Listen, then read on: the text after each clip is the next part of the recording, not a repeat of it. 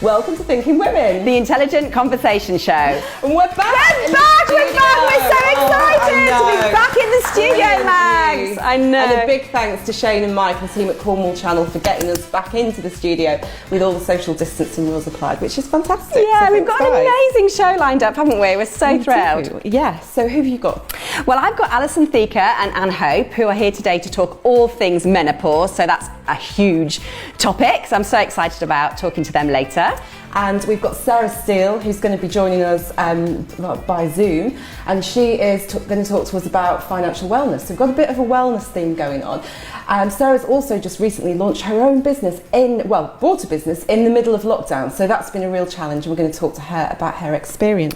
And for the first time ever, we've got live music on the show, Mags. I'm so excited. We've got the lovely Bailey Tomkinson, who's only 20 years old, and she's been hailed as the next big country singer, actually. Brilliant. So she's going to do 2 songs for us. Brilliant, isn't it? So lucky to have her with us. So first, what's been in your inbox, Lou? Well, I've been quite bored during lockdown, so I've been sort of perusing makeup trends as something to do. So I've found what is going to be big, what is big in 2020, and it's hilarious actually because who's been wearing makeup during lockdown? Well, you know, a little bit. We need to do something. We've got to look good for ourselves, haven't we, as well? So. Well, with these looks, and we're going to bring all these, there's 3 looks that I've picked out. We've got leopard print on the eyes. Oh, nice. Oh, yeah. So quite complicated, that one. But you know, for a look if you've got time on your hands, then that might be. Yeah, for going out from the lounge to the kitchen. But that'd be good. Then we've got this kind of, you see this sort of like pearls attached to your face, like little glittery bits. Yeah, quite, maybe a bit over the top, that one, but I quite like that one. I can see. And being at home is a safe place to try these trends, obviously. You know, if you don't feel confident enough to go out, then wear it indoors. Yeah. Or become a YouTube sensation by showing people how to do it. You could do. And then this last look, which I think you would love. It's this one colour on one eye and one colour on the other eye. I think as a mum of 3-year-old twins, Mags, well, I think you could let them do one each. That might be how I end up. Yeah, definitely. Yeah. So that's what we've been looking at. So Brilliant. Well, I've had lots of photos sent in actually of fantastic face masks. So whether you choose to wear them or not, and obviously we've got to wear them on public transport, it's something that people have been embracing. And I've actually brought in, including my girls. So I've brought this is Charco. Look at him. Here he is with his very own face mask, and this was made by the lady who works in our village shop. Her mum's been making them, so it's really pretty. But what's great about it is obviously for little children, trying to explain about what's happening, why they need to wear face masks, and if we needed to go on public transport, they had to wear them. I wanted them to get used to it and know that it's okay. So we've had little ones that they've got for their dollies. Oh, it's brilliant. But it's inclusive for them as well. It makes it normalised for the children, doesn't it? Yeah. So if they're wearing face masks and their teddies and dolls are wearing them, it's just part of fashion. Yeah. So, and we've got some lovely photographs. So here is John. So John Harvey, and his mask is from Harem, London, and all of the funds have been donated to the NHS. And then these ones are particularly pretty. So Nicole Ives has made these designer face masks. They've got a bit of a sort of arty feel to them. Well, I know Nicole very well. Hello, Nicole, and she's very arty, so I can see why I like those. They're my fave. So yeah, send in your pictures of your face masks. We'd love to see them. But first, over to Sarah, who's going to tell us about setting up a business in lockdown.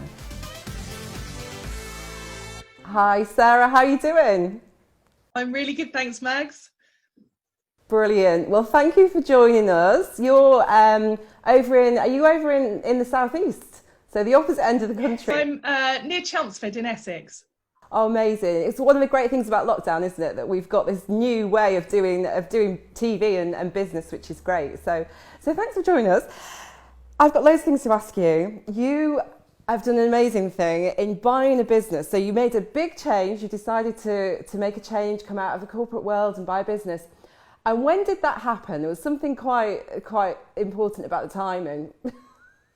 Yeah, I think, after the kind of wranglings of going back with lawyers, we actually ended up signing on the dotted line on the 13th of March, Friday the 13th as well.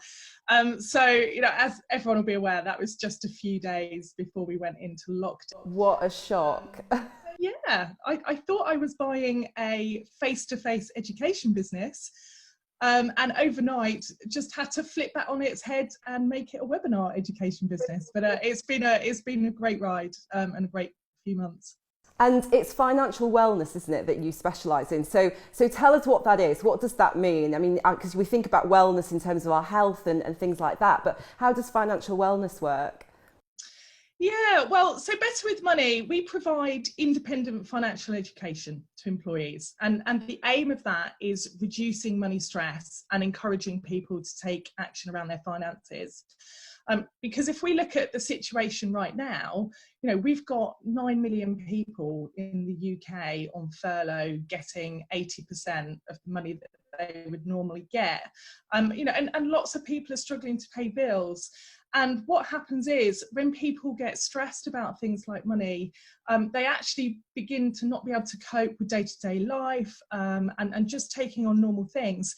So really, financial well-being is around helping people to understand how they can really take control of their finances to then reduce that stress and to make sure people can continue to lead. Yeah, it's quite empowering, isn't it? I think if you feel on top of your finances, then you can feel on top of everything else, because it leads to the other things that you can do in your life. So if you can't afford to go to the gym, then you can't then look after, not that we can go to the gym at the moment, but you can't then afford to look after your other parts of your wellness and health. So it is really the root of wellness in some ways, isn't it? So really super important. Yeah, absolutely. It's a really big part. I mean, I think even last year, you know, we lost something like, it was something ridiculous, like 12.8 billion days worth of days working because people felt stressed and didn't, you know, were calling in sick. Financial stress is a massive part of how people feel day to day. So really the motivation of the business is to help that and to help people to keep back on track. Well, of course, because obviously that has an impact on businesses. You know, if people are not able to work, then there's a big economic impact as well. So lockdown's changed your plans massively, but why did you decide to make that change though? Why did you decide to buy the business? Yeah, I think there's a few reasons. I've been reflecting on this for the last few days, and I would say there were probably 3 reasons. I mean, the first thing was that I really love what the business stands for. Because it's financial education. It was set up in 2016 by this really wonderful lady called Jo Thresher, because at that time she saw there was a real gap in the market for financial education without somebody trying to sell you something off the back of it. Because most people in the market that do financial education, you've got the banks, but they want you to have a bank account with them, or they're investment managers because they want to buy their products. So she really wanted to set something up that was education for education's sake. Really sadly, Jo had to step back due to health issues. But as soon as I met her, I felt absolutely compelled to sort of take forward the great work that she'd done. And also, sort of the backdrop to that is at the beginning of my financial services career, and I worked as an employee benefits consultant. I was fortunate enough that I got to go into different employers around the country and help with employee inductions and to explain the company pension scheme. And I absolutely loved it, because at the end of the sessions, I'd get people coming up to me saying, I get it. I really get pensions now. Before, I'd sort of buried my head in the sand. So I love that. I love that feeling. I think the second motivation was actually the need in me to challenge myself, because ever since coming out of university in the late 90s, I've been an employee, and I've always wondered whether I could make a success of having my own business. I just didn't know. I thought about it many times, but I just didn't know what that business would be until this opportunity came along. And I have to say that as I've got older, I actually think I'm not a great employee anymore. And I've spoken to a few people about this, and it seems to be a general theme. Because when I was younger, you know, people used to ask me to do things at work, and I'd say, yeah, no problem, get on and do it. But recently I'd got to that stage where it was like, well, why are we doing it like that? There's got to be a better way. And I was getting frustrated that I couldn't always influence the outcome. So I thought, well, time to put my money where my mouth is and see if I can do it. But really the third one, and it's quite important, is that I thought I need to lead by example for my children and show them that if you follow your dreams, do a job that you love, but sometimes that does mean taking a risk. Because I think the hardest part for me making the decision to go from corporate world to this world was in my head. I'm thinking, am I really giving up a good job with a good salary and benefits, with a really great company, to just go it alone and have none of that certainty? But I was fortunate enough to have a supportive husband and family who encouraged me. And also inherently, I am a bit of a risk taker. So it was that part of me at one. And I have to... Well, it's a brilliant story, and we wish you so much luck with it. It sounds great, and it's definitely something that people need to think about. And finally, so one top tip for people at the moment. What's your top sort of money tip for people to think about? Okay. Oh, can I do two really quickly? Well, the first one is that there's now 20 million more people working from home as a result of this. And many people don't know that you can actually claim additional tax relief on £6 of your earnings every week to cover additional costs like lighting, electricity. You can do it on your self-assessment tax return, or if you don't do that, just go on to the gov.uk website and there's a P87 form. So when I've been talking to employees, lots of people have said, I haven't known that. But I think the other one is really take advantage of all the free stuff out there.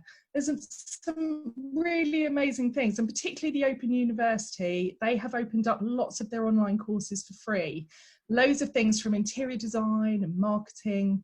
And at the end of May, they launched one called Academy, which is to help people understand their finances better. So obviously I would have picked up on that one, but some really great things like that about if you keep your eyes open.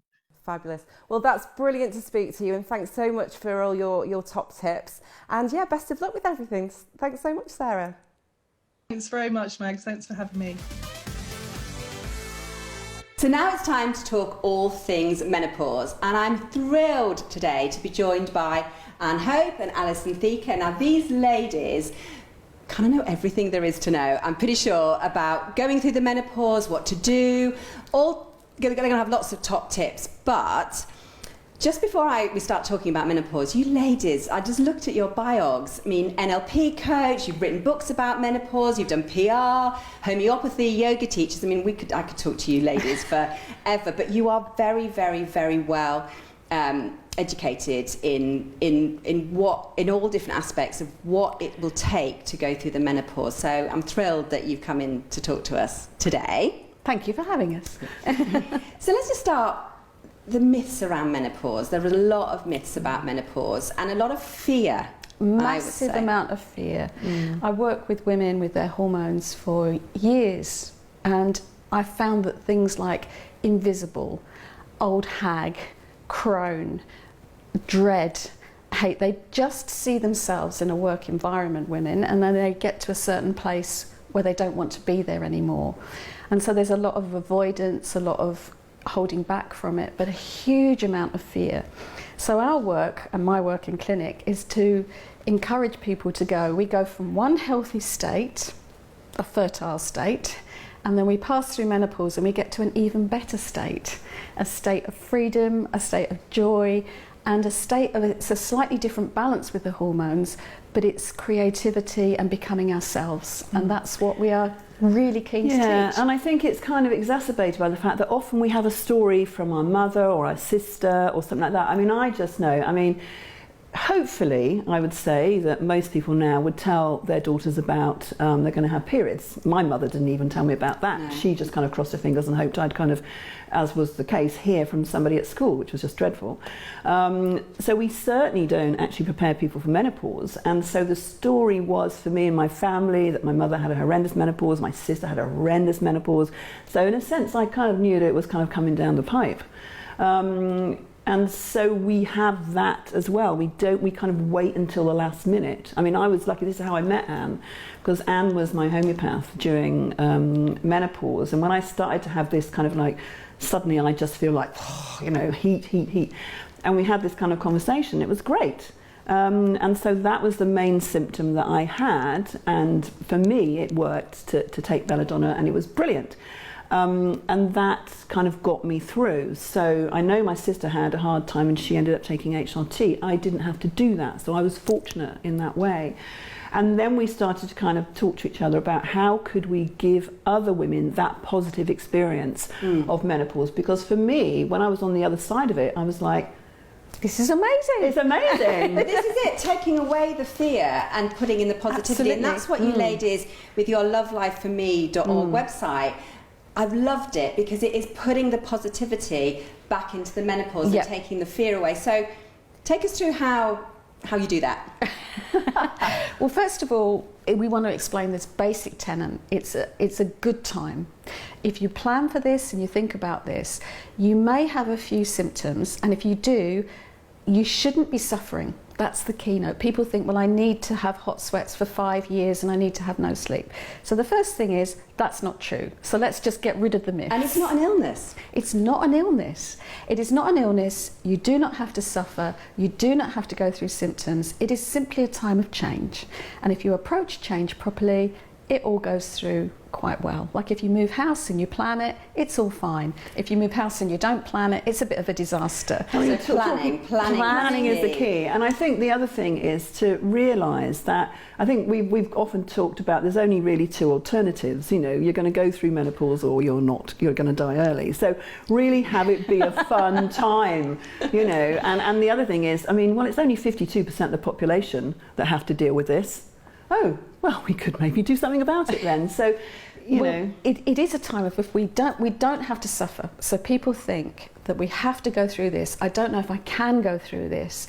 So that's where we get the role of the HRT, which is a separate issue. But really, if you get a few light symptoms, that's okay. So you might feel a little bit warm from time to time, nothing too much. You might just wake up in the night and think, oh, that's a bit unusual, and go back to sleep. They're the sort of levels of change that you should be going through. So if you're getting any more than that, you need to look and plan and have a think about what you want to do. And there's loads of stuff. I do homeopathy, but there's things with herbs, there's things with batch flower remedies, there's supplements, there's lots and lots of things that are really, really, really useful to help you get through that time. So by looking and planning and researching, well, that's that can interesting help. Because, you know, I think, you know, when I started my menopause, I went to the doctor and I was very disappointed. I mean, he wanted to send me out with painkillers and Prozac.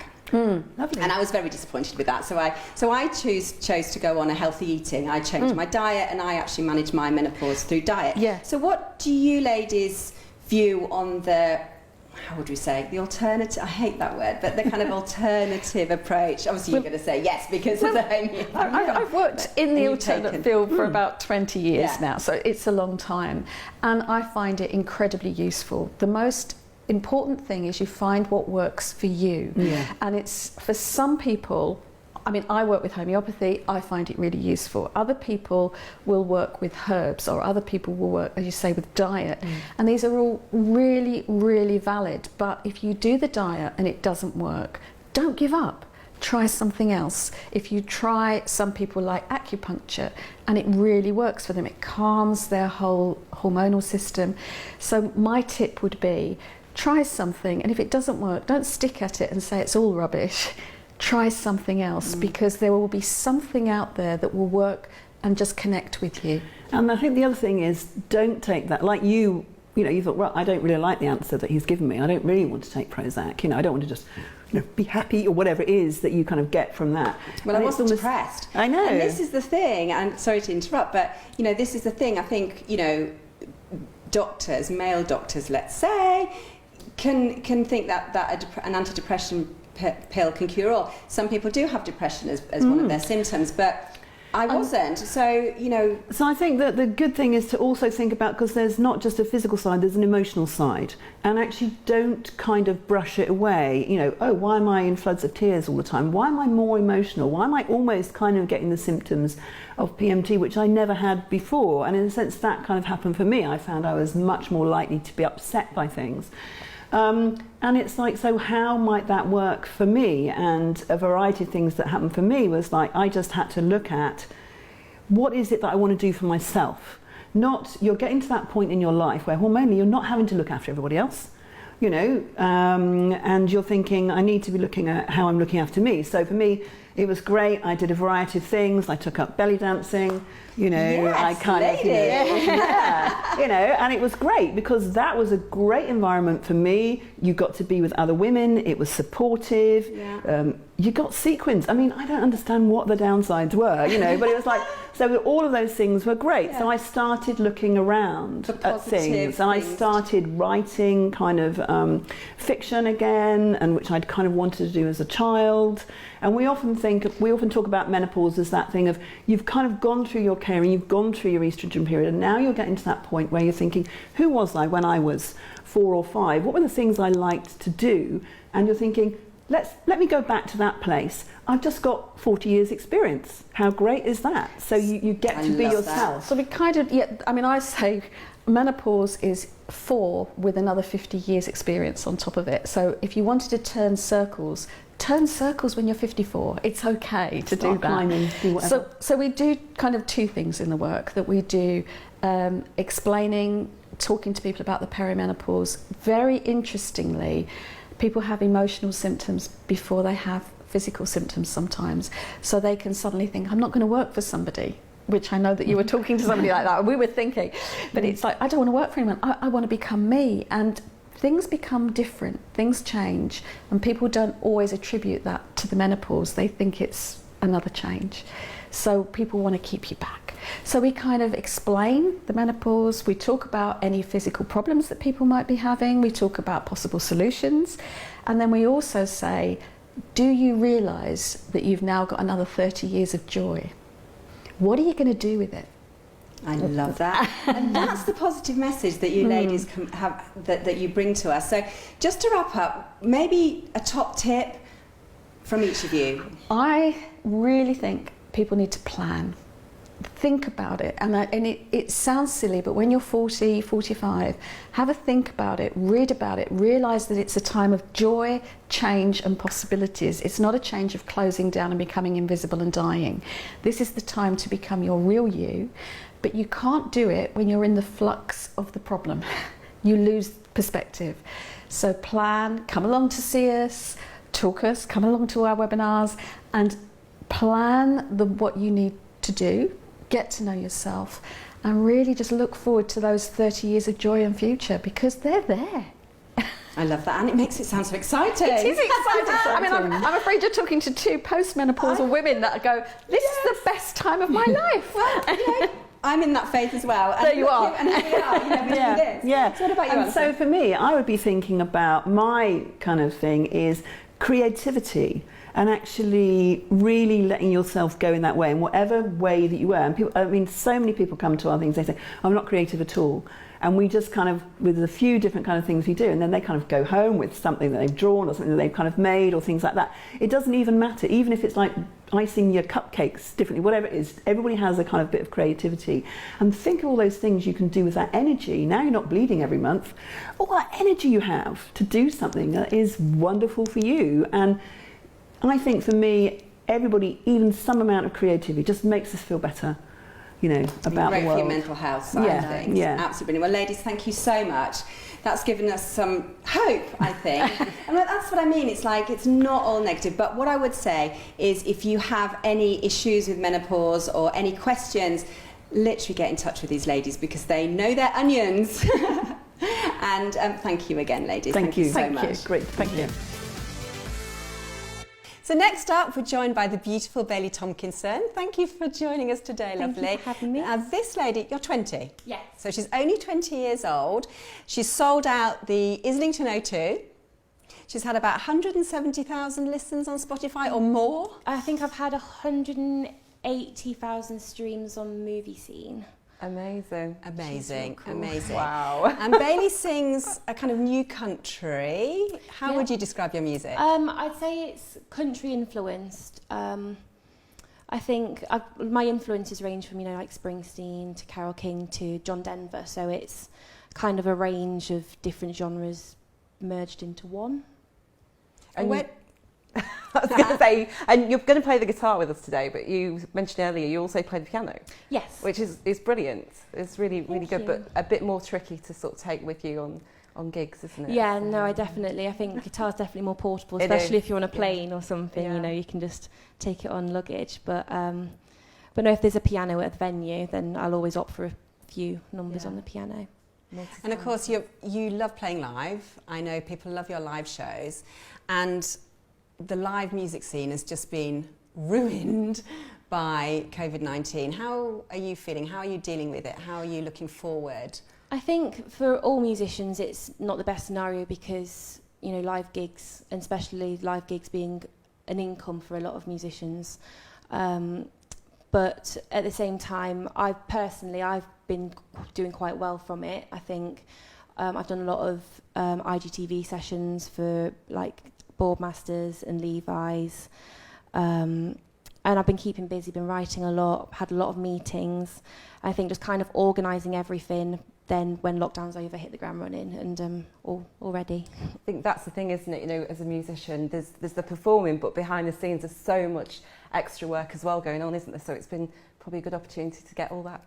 All that done. sorted. Yeah, Exciting things going on back in the office. yeah, very exciting. I'm very excited. So I just want to talk about influences a little bit, because also you have been compared, like no pressure here, I'm sure, for a 20-year-old girl, but compared to early Taylor Swift and Emmylou Harris, who is like probably the biggest female country star the world has ever known. How do you feel about when you get those comparisons? It's a massive compliment more than anything. Obviously, I'm trying to be my own sound and I'm not trying to be someone else, but as you know, a fan of Taylor Swift and Emmylou Harris, you know, I think I take it as a massive compliment, especially, you know, Taylor Swift's writing as well. She's a phenomenal writer, so it's, I always feel, you know, if I'm happy with the comparison, I don't look at it and feel sad or anything. It's nice. It's a nice comparison, and all through school I was called Bailey Swift because of my Brilliant. my It had to be then. Fabulous. So what are you going to play for us today? So today I'm going to be playing I Wish It Didn't End Like This, which is one of mine. It's the one that just went in all the charts, and not all the charts, the music video charts and the papers and stuff. Brilliant. Well, we're very excited, Bailey. Good luck with your future. It's shining bright like a huge star. So thank you for coming on the show as well. Thank you very much for having me. Thank you.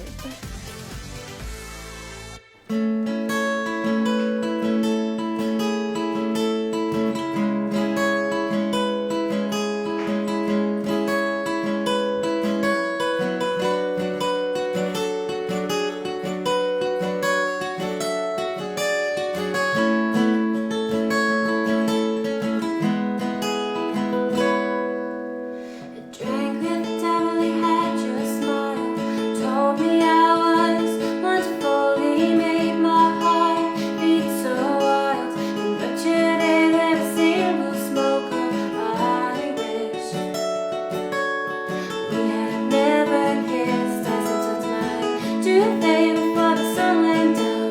Carol King was my holy ground. Avoided you as I found myself collecting dust on your crowded shelf. Oh, I wish you weren't hard to miss. Oh, I wish it didn't end like this. I'm walking down in a tragic way. Your ex-girlfriend burning up the place. My hand on your chest through the rough few weeks. You still said the name deep in your sleep. Oh, I love. See the snow, probably I lost you by the closest bridge.